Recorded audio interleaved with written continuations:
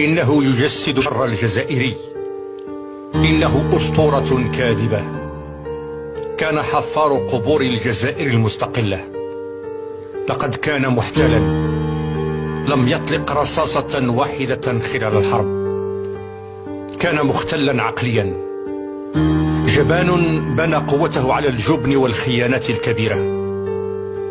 وكان المرحوم الشيخ الصديق إماما في ديزيت تكزيرت قد التحق بنفس الجامعة التي كان فيها، ووصف بكلمات بالكاد محجبة عن وحشية هذا الرجل. لم يكن اسمه هواري بومدين، لقد اغتصب هوية عالم اللاهوت الأمازيغي العظيم. كان اسمه في الواقع محمد بوخروبة، أو خلاف ذلك محمد فوزخروفا. لم يكن عربيا بل قبائليا يحمل في أحشائه كراهية نفسه وهويته لأسباب لا نعرفها. علاوة على ذلك فإن جده يرقد في مقبرة في منطقة القبائل، ينحدر من عائلة قبائلية هاجرت إلى منطقة غانا. لو كان بومدين رجلا صالحا لكنت سأكون من الأوائل الذين يصفقون له ويثنون على استحقاقه دون مركب نقص، لكن الحقيقة موجودة ها هنا. أصغر مصيبة لهذه الجزائر هي في الأصل مسؤولية هذا الرجل. أنا شخص متعلم، لا أهاجم الموتى لأنهم عزل وفي يد الأبدية، لكنني أهاجم الرمز، الأسطورة الكاذبة. لفهم شر وطننا اليوم علينا أولا أن نفهم مصدر شره. أصل الانفجار الكبير لمحنة الجزائر، كل شيء آخر هو مجرد عواقب. لقد جعل من الكراهية والنفي والهوية المزيفة وازدراء الذات أساسا لتأسيس هذا البلد التعيس. لقد جعل من الجزائر بلدا مريضا، وجعل الجزائر نسخة معاكسة تماما للجزائر الحقيقية. أقام أمة أخرى اصطناعية على نقيض الجزائر المجيدة، مقاتلة حرة وكريمة. محنة بلدنا هو أنه بين أولئك الذين لديهم من حرروا الجزائر ومن ورثوا الجزائر نفسها هي الفرق بين الأبيض والأسود. التقرير مرير ضد هذا الرجل الفظيع والرهيب. حصيلته هي أنه اغتال أو نفى جميع آباء الثورة. وصفه فرانس فانون منذ البداية بأنه مختل عقليا. هذا الطبيب النفسي لم يكن مخطئا، كان هذا الرجل معقدا، يعرف نفسه أحيانا على أنه ملحد وشيوعي، وأحيانا عربي إسلامي.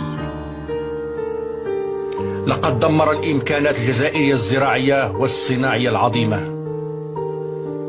من خلال برامجه المجنونة التي سميت بشكل مخجل بالثورة الزراعية والثورة الصناعية.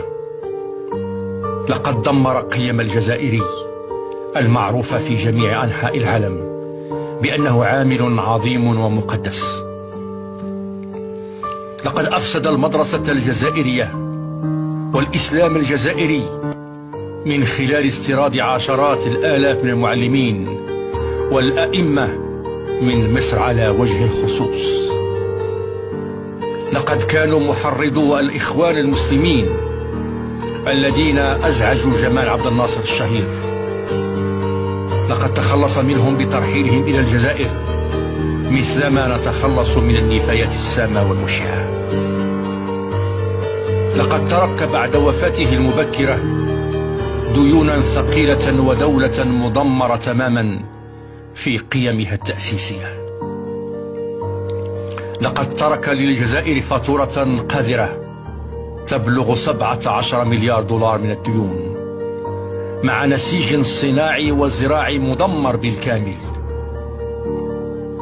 أولئك الذين يعتقدون أن الجزائر كانت جميلة وسعيدة وكريمة في عهده الرهيب مخطئون تماما. لقد كانت مرحلة ازدهار وسلام وكرامة زائفة. كان الهدوء الذي يسبق العاصفة. خلال فترة حكمه استفاد من العديد من المزايا ليظهر عظيما بشكل مخادع.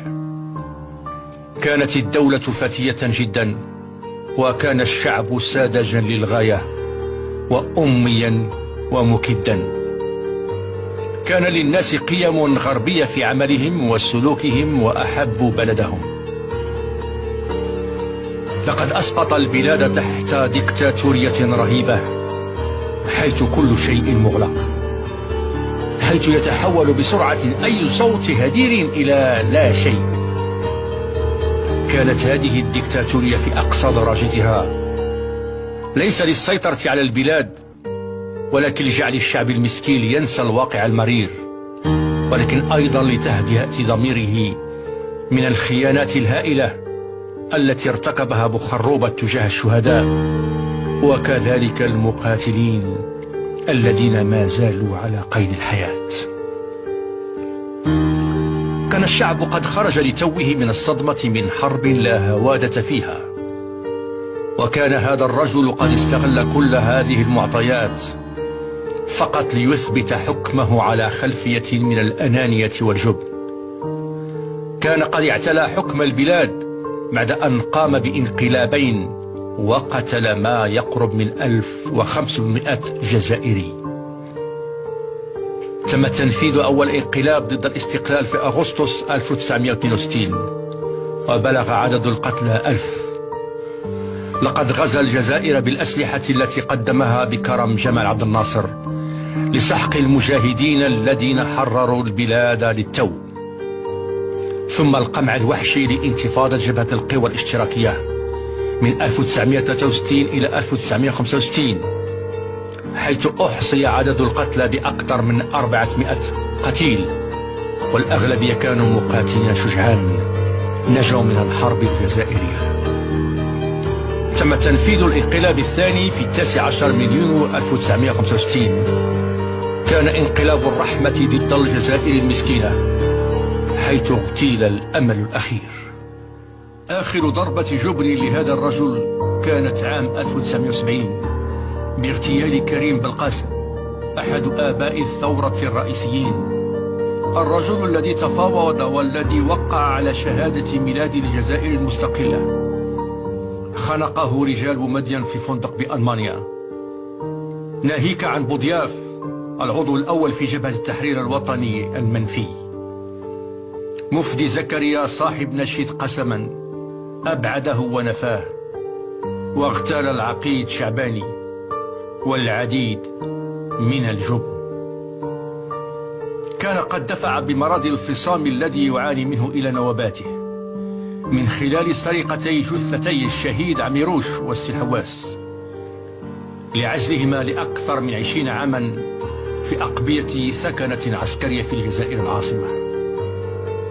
وكان الأمر يتطلب وصول الشاذلي وقتال نور الدين أيت حمودة للعثور عليهم أخيرا وتسليمهم ونقلهم إلى مقبرة الشهداء العالية. كل ما زرعه كمصيبة حصدته الجزائر بعد أقل من 20 سنة من وفاته. لقد أدت جميع أفعاله إلى حرب أهلية شرسة مع فاتورة مروعة لأكثر من 200,000 قتيل وعشرات الآلاف في إعداد المفقودين، ناهيك عن تدمير الاقتصاد وجميع قيم هذا البلد العظيم. لقد عرف الله كيف يوقف مسيرة هذه الشخصية الشريرة. لقد مات في سن صغيرة وهو كان يعتقد أن الجزائر ملكه الشخصي وأنه سيحكمها إلى الأبد. مات بعد معاناة رهيبة. كل شيء يوحي بأنه اغتيل على يد من كان يحبهم، على يد من أراد إرضاءهم على حساب مصالح شعبه. كل شيء يوحي بأنه تسمم في قمته الأخيرة في سوريا قبل أن يموت ببطء وبشكل مؤلم. كانت نهاية حزينة لرجل كان ظالما جدا وجسد الشر الجزائري. إذا كنت أكتب هذا النص فليس من أجل المتعة ولكن للمساعدة في كشف الأسطورة الزائفة لهذا الرجل. لا يجب قط التماهي معه وربط الهوية به، إنها إهانة كبيرة لشهدائنا الأبرار. يجب على الجزائر أن لا تربط هويتها مع العربية الإسلامية أو مع ديكتاتورية هذا الرجل. يجب على الجزائر أن تتماهى مع صورة شهدائنا البواسل وعبقرية مقاتليها الأطفال. يجب على الجزائر أن تعكس صورتها على مسار القيم العالمية للحكم. إنه البديل الوحيد الممكن. كل شيء آخر هو مضيعة للوقت، فوضى والعودة إلى المربع الأول. الجزائر بلد ذو إمكانات هائلة وهوية ورحلة تاريخية لأكثر من 2000 عام.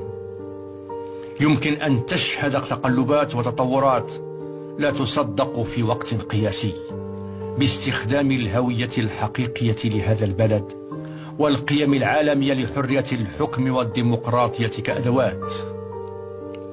الغفران والمجد لشهدائنا. عاش المقاتلون الباقون على قيد الحياة.